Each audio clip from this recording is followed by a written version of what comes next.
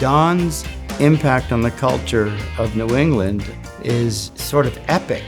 That love for music that he brought to this region was hugely important in putting Boston on the map for all kinds of acts. He's very, very generous, but nobody knows it. He's the quiet man. He cares about what's going on in society. He's a class act through and through. I think the arts inspire people, and I think that they lift up their life.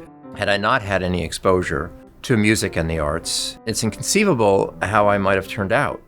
My mother was a classical pianist, and my father was executive producer at Columbia Records. Music was always on and always being played or talked about.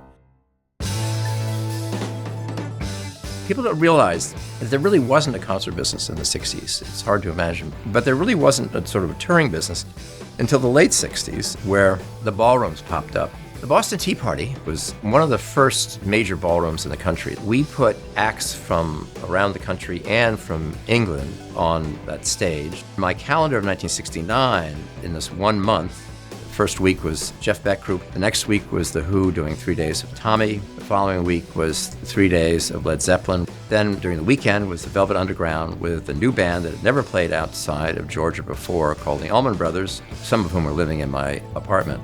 I think what sets Don apart is how much he cares about the artists. I mean, every level, the sound, the catering, the security, the staff.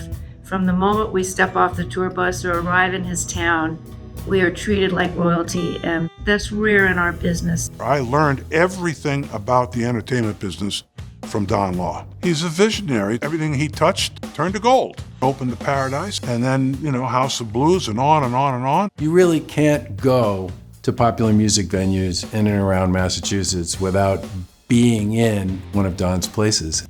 He's somebody who believed in the region and somebody who has managed to reinvent the idea of a great night out when it comes to music, literally for 6 or 7 decades. We presented virtually everyone. Rolling Stones and Led Zeppelin and U2, Kel Bershnikov and Yo-Yo Ma, sort of a who's who of popular music. This year we had Noah Kahn, who played 2 days at Fenway Park. Well, he started out at Brighton Music Hall at 500 capacity.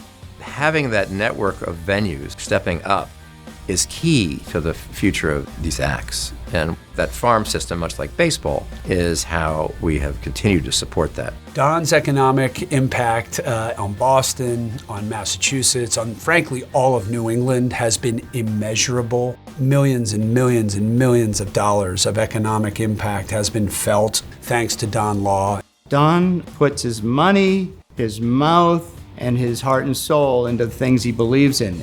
I started the organization called Stop Handgun Violence, and Don is truly one of the most passionate, committed, and by far the most financially generous person to stop handgun violence. We, with John largely in the lead, have been able to put in the toughest gun laws in America. In Massachusetts, we have, as a result, the safest state in the country in terms of gun violence. Don is truly a legend. It's rare in our industry that you have people like Don. I don't think there's very many people who have lasted this long and are still liked by so many people in the business and the artists and the fans. I mean, incredible history of preserving music and the venues and treating the public with as much respect as he does the artists. What I love about the work I do is that I'm still inherently a music fan. I still have the same passion for this that I've always had. It's been a wonderful ride.